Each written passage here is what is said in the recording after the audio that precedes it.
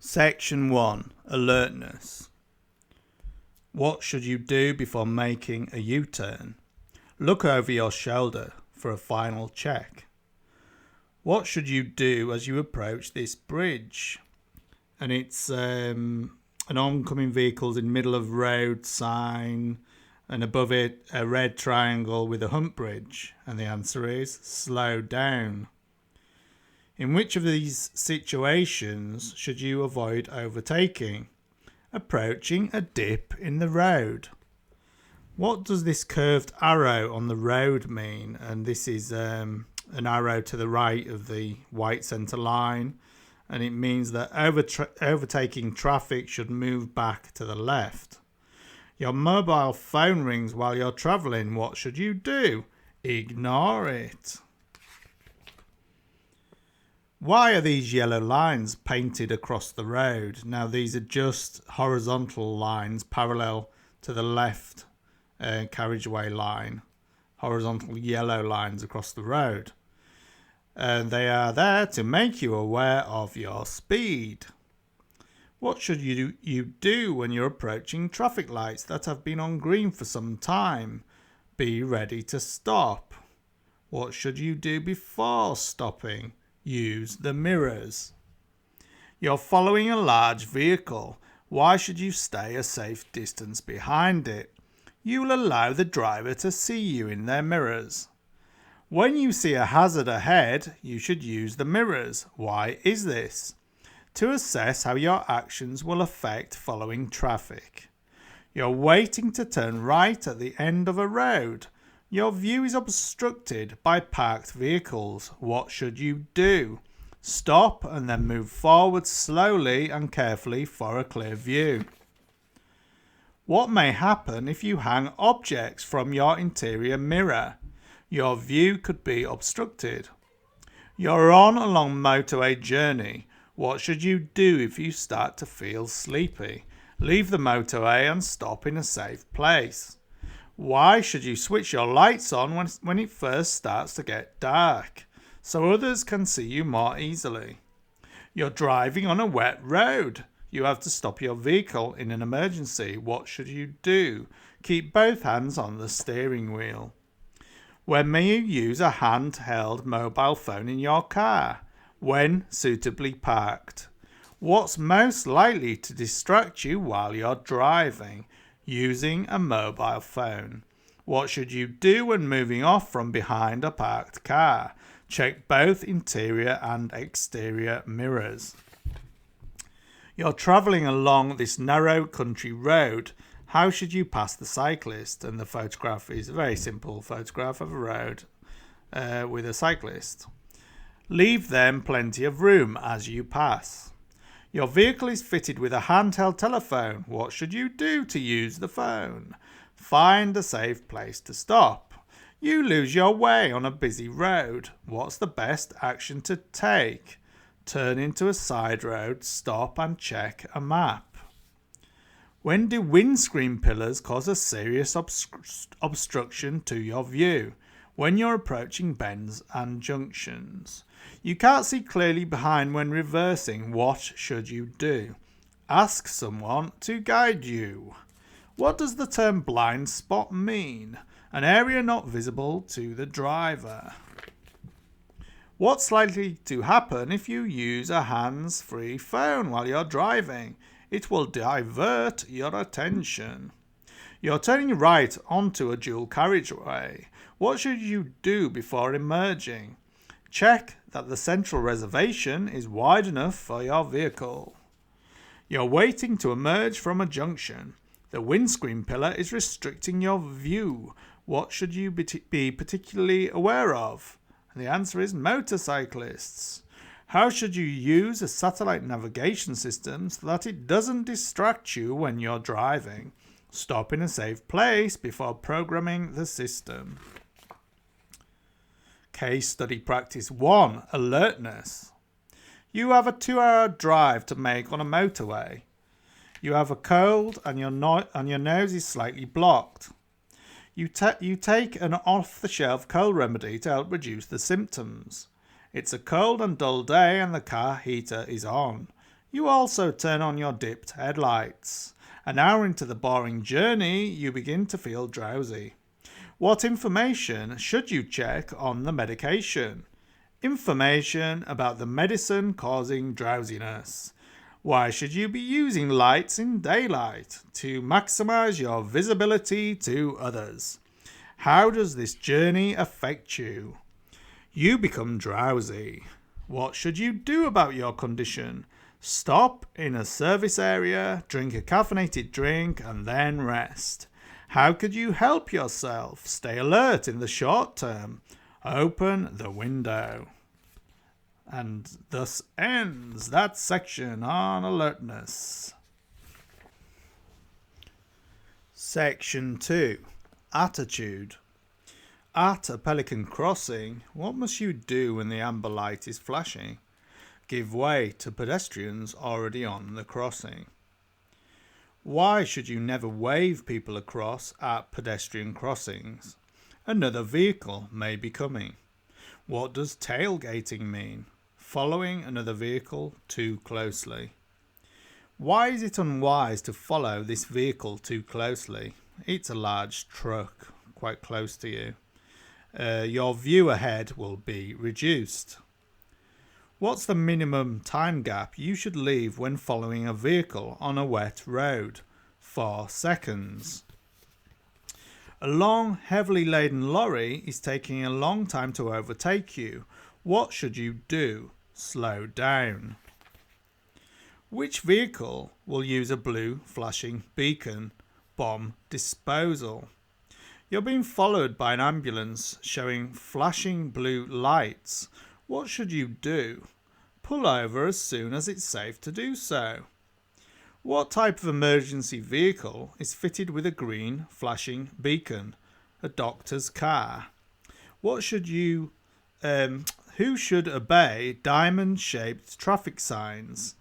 And so the answer is tram drivers, and that's because it looks very close to the electric conductor on top as a diamond shape. On a road where trams operate, which of these vehicles will be most at risk from the tram rails? Cycles. What should you use your horn for? To alert others to your presence. You're in a one-way street and want to turn right. There are 2 lanes.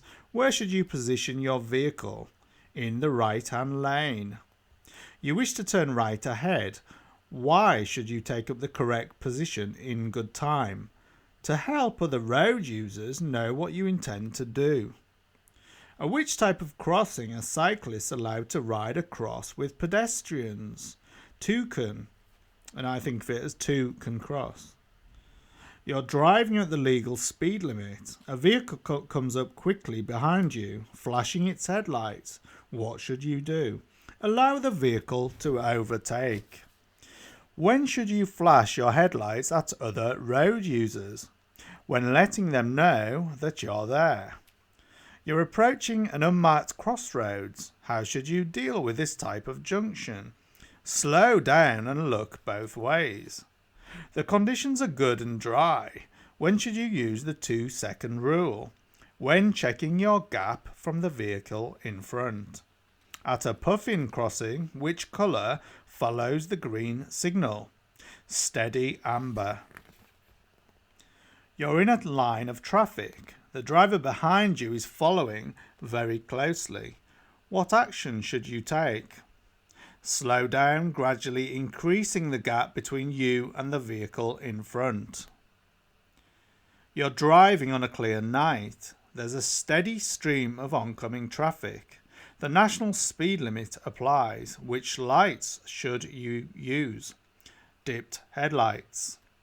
You're driving behind a large goods vehicle. What should you do if it signals left but steers to the right? Slow down and let the vehicle turn. You're driving along this road. The red van cuts in close in front of you. What should you do? Drop back to leave the correct separation distance. You don't really need the image there, really. You're waiting in a traffic queue at night. How can you avoid dazzling drivers behind you? Use the parking brake only. You're driving in traffic at the speed limit for the road. What should you do if the driver behind is trying to overtake? Keep a steady course and allow the driver behind to overtake. There's a bus lane on your left. The signs show no times of operation. What does this mean? The lane is in operation 24 hours a day. What should you do when a person herding sheep asks you to stop? Stop and switch off your engine. What should you do when you're overtaking a horse and rider? Go past slowly and carefully. You're approaching a zebra crossing. Pedestrians are waiting to cross. What should you do? Slow down and prepare to stop. A vehicle pulls out in front of you at a junction. What should you do? Slow down and be ready to stop. You're approaching a red light at a puffing crossing. Pedestrians are on the crossing. When will the red light change? When the pedestrians have cleared the crossing. Which instrument panel warning light would show that headlights are on full beam? And I think this is a fairly easy one. It's the one that looks like a light with sort of horizontal streams coming out of it. And it's got a blue square background. In which conditions should you leave at least a 2-second gap between your vehicle and the one in front? And the answer is dry conditions. You're driving at night on an unlit road following another vehicle. What should you do? Use dipped headlights. You're driving a slow-moving vehicle on a narrow, winding road. What should you do? Pull in when you can to let following vehicles overtake. What can a loose filler cap on your diesel fuel tank cause? It can make the road slippery for other road users. After refueling your vehicle, what should you do to avoid spillage? Check that your filler cap is securely fastened. What style of driving causes increased risk to everyone? Competitive. And finally, the case study for attitude. You're driving in heavy traffic. It has rained, but now bright sun is causing glare on the wet road. A car overtakes, then pulls back sharply into the traffic just in front of you. Further on, there's a roundabout with 2 lanes on approach. You need to take the first exit, turning left. A large vehicle in front signals left but straddles both lanes. The traffic is still heavy and there's a zebra crossing up ahead. People are waiting to cross. If affected by the road conditions, how should you react? Slow down and, if necessary, stop. What should you do about the overtaking vehicle? Remain calm, slow down and increase the gap. How should you be positioned as you approach the roundabout? In the left-hand lane while signalling left. Why is the large vehicle taking this position? The vehicle needs more room to turn.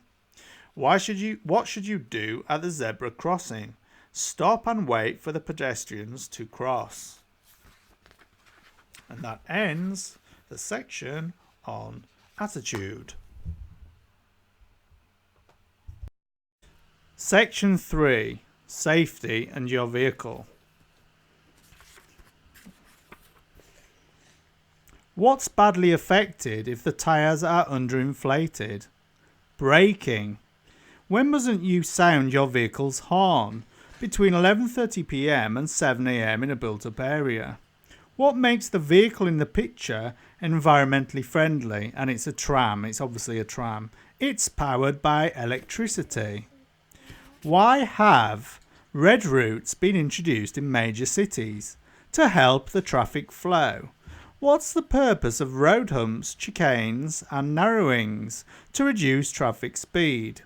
What's the purpose of a catalytic converter? To reduce harmful exhaust gases. It's essential that tyre pressures are checked regularly. When should this be done? When tyres are cold. When will your vehicle use more fuel? When its tyres are underinflated. How should you dispose of a used vehicle battery? Take it to a local authority site. What's most likely to cause high fuel consumption? harsh braking and accelerating. The fluid level in your battery is low. What should you top it up with? Distilled water. You're parked on the road at night. Where must you use parking lights? Where the speed limit exceeds 30 miles per hour. How can you reduce the environmental harm caused by your motor vehicle? Keep engine revs low. What can cause excessive or uneven tyre wear? A faulty braking system. You need to top up your battery. What level should you fill it to? Just above the cell plates. Before starting a journey, it's wise to plan your route. How can you do this? Look at a map. Why is it a good idea to plan your journey to avoid busy times? You'll have an easier journey. You avoid busy times when travelling. How will this affect your journey? You're less likely to be delayed. It can be helpful to plan your route before starting a journey. Why should you also plan an alternative route? Your original route may be blocked. You're making an appointment and will have to travel a long distance. How should you plan for the journey? Allow plenty of time for the trip. What can rapid acceleration and heavy braking lead to? Increased fuel consumption. Which of these, if allowed to get low, could cause you to crash? Brake fluid level. What can cause excessive or uneven tyre wear? Faults in the suspension. What's the main cause of brake fade? The brakes overheating. What should you do if your anti-lock brakes ABS warning light stays on? Have the brakes checked immediately. What does it mean if this light comes on while you're driving and it's an exclamation mark within a circle within 2 brackets on a red square, and it's a fault in the braking system? So very serious.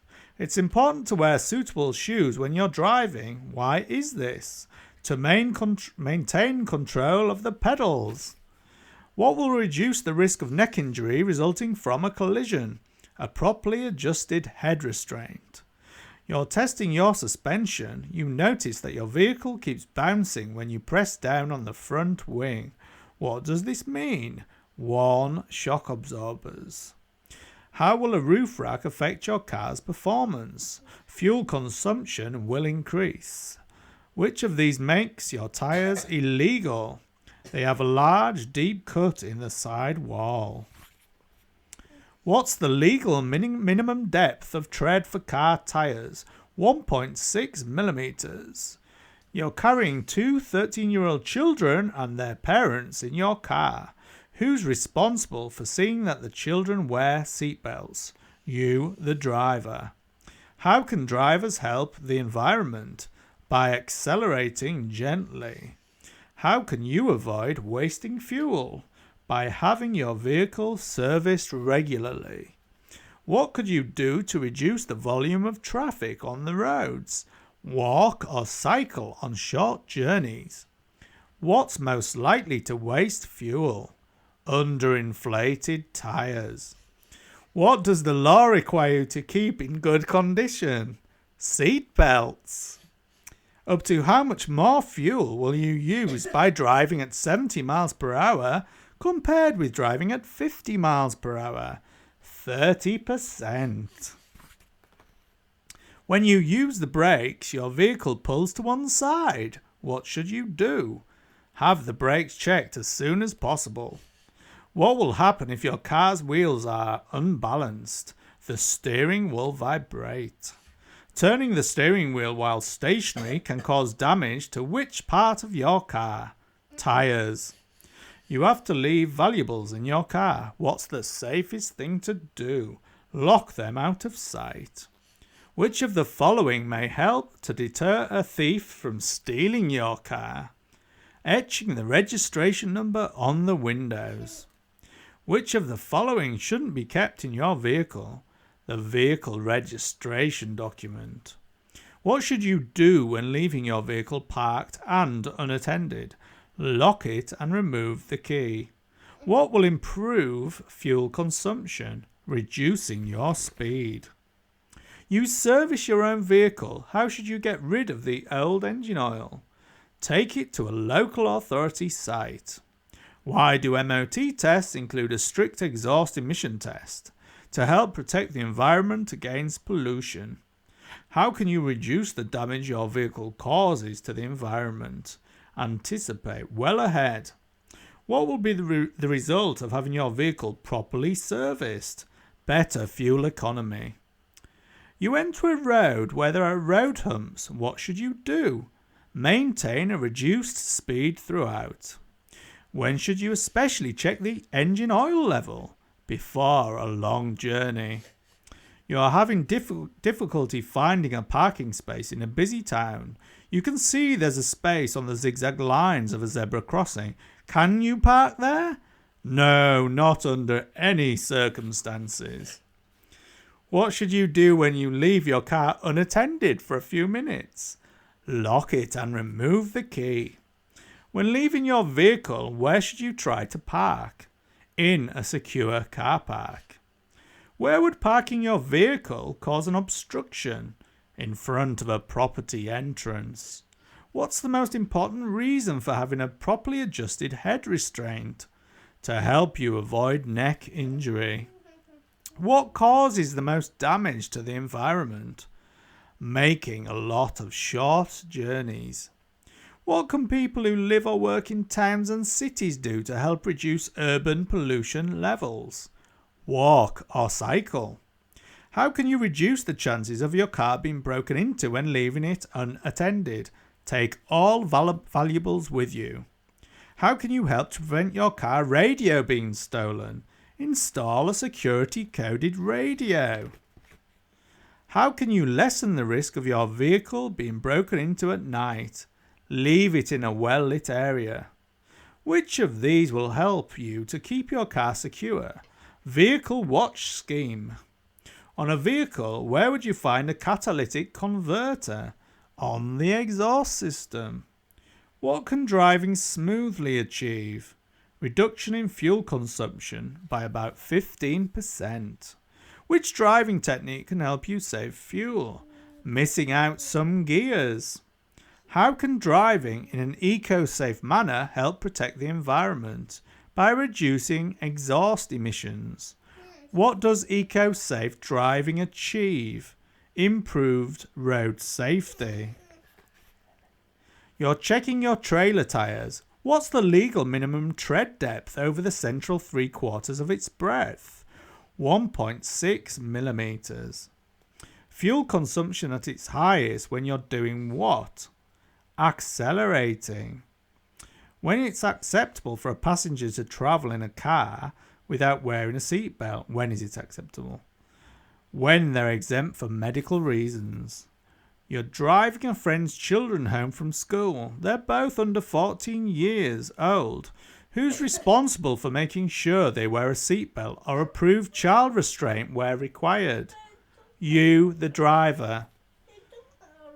You have too much oil in your engine. What could this cause?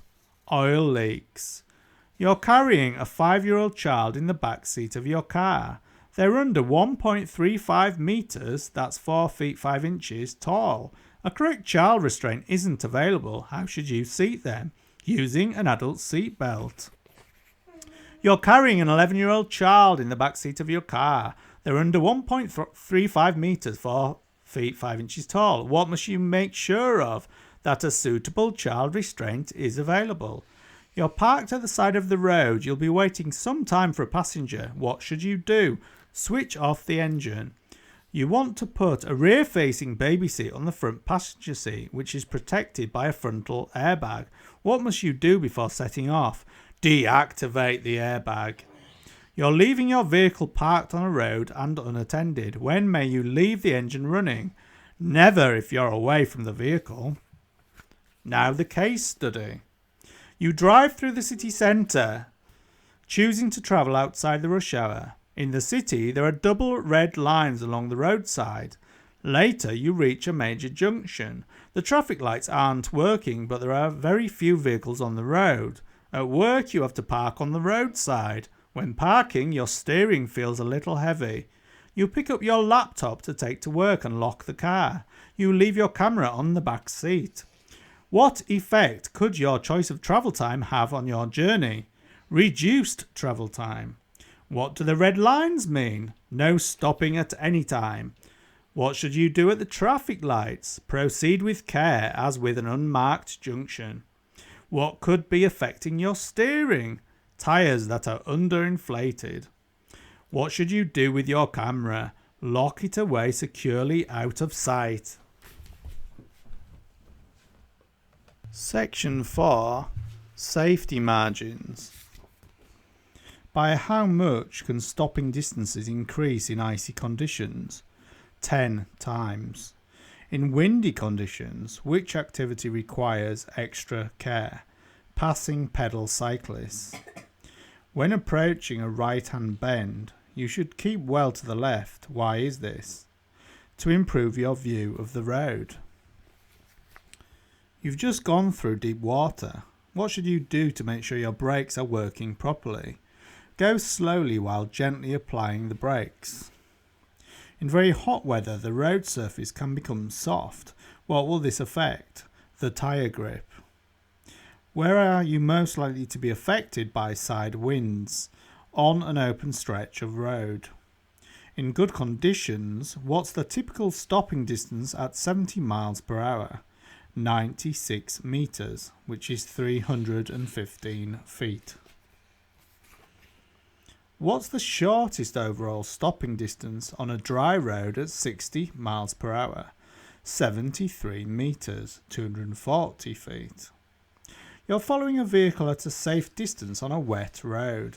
Another driver overtakes you and pulls into the gap you've left. What should you do?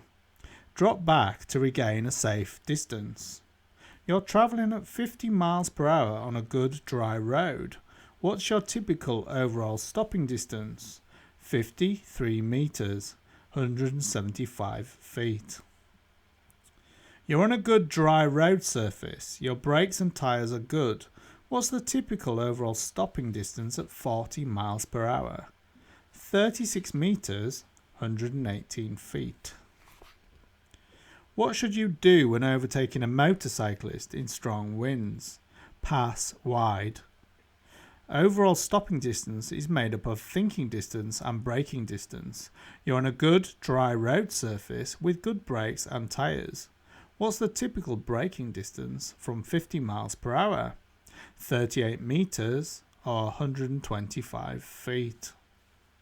In heavy motorway traffic, the vehicle behind you is following too closely. How can you lower the risk of collision? Increase your distance from the vehicle in front. You're following other vehicles in fog. You have your lights on. What else can you do to reduce the chances of being in a collision? Reduce your speed and increase the gap in front. You're using a contraflow system. What should you do? Choose an appropriate lane in good time. You're driving on an icy road. How can you avoid wheel spin? Drive at a slow speed in as high a gear as possible. What's the main cause of skidding? The driver. You're driving in freezing conditions. What should you do when approaching a sharp bend? Slow down before you reach the bend. You're turning left on a slippery road. What should you do if the back of your vehicle slides to the right? Steer carefully to the right. What should you clear of ice and snow before starting a journey in freezing weather? The windows. What will help you when you're trying to move off on snow? Use a higher gear than normal. What should you do when you're driving in snowy conditions? Brake gently in plenty of time. What's the main benefit of driving a four-wheel drive vehicle? Improved grip on the road. You're about to go down a steep hill. What should you do to control the speed of your vehicle? Select a low gear and use the brakes carefully. What should you do when parking your vehicle facing downhill? Turn the steering wheel towards the curb. You're driving in a built-up area that has traffic calming measures. What should you do when you approach a road hump? Check your mirror and slow down. Anti-lock brakes reduce the chances of skidding. When is this particularly important? When you're braking in an emergency. On what type of road surface may anti-lock brakes not work effectively? Loose. When are anti-lock brakes of most use to you? When you're braking harshly. What does driving a vehicle with anti-lock brakes allow you to do? Steer and brake harshly at the same time. You're driving a vehicle that has anti-lock brakes. How should you apply the foot brake when you need to stop in an emergency? Rapidly and firmly. In which conditions are your anti-lock brakes most unlikely to prevent skidding? On loose road surfaces. You're driving along a country road. You see this sign. What should you do after dealing safely with the hazard, which is a red triangle with a Ford in it? Test your brakes. What would suggest you're driving on ice? There's less tyre noise. You're driving along a wet road. How can you tell if your vehicle's tyres are losing their grip on the surface? The steering will feel very light.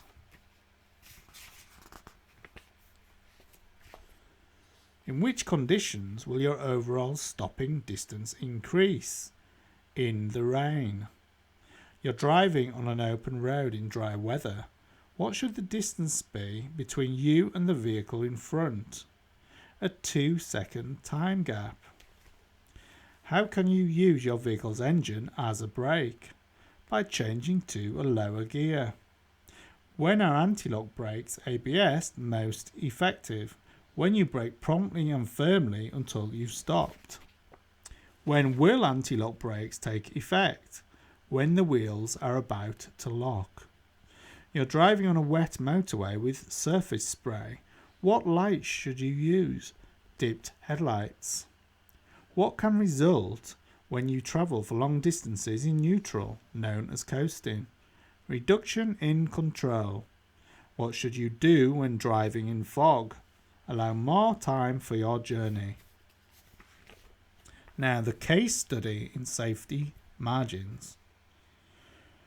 You have a short but essential journey to make.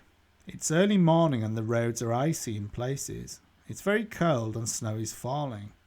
Your tyres are making almost no sound. On turning left, the back of your vehicle slides a little to the right. Further on, there's a slow-moving vehicle spreading salt on the road. What should you do in such weather conditions? Allow more time. How should you brake under the conditions described? Gently and slowly. What does the lack of tyre noise indicate? The road could be icy. What should you do in the skid described? Steer gently to the right. What colour beacon would this slow-moving vehicle have? Amber. And so ends section 4.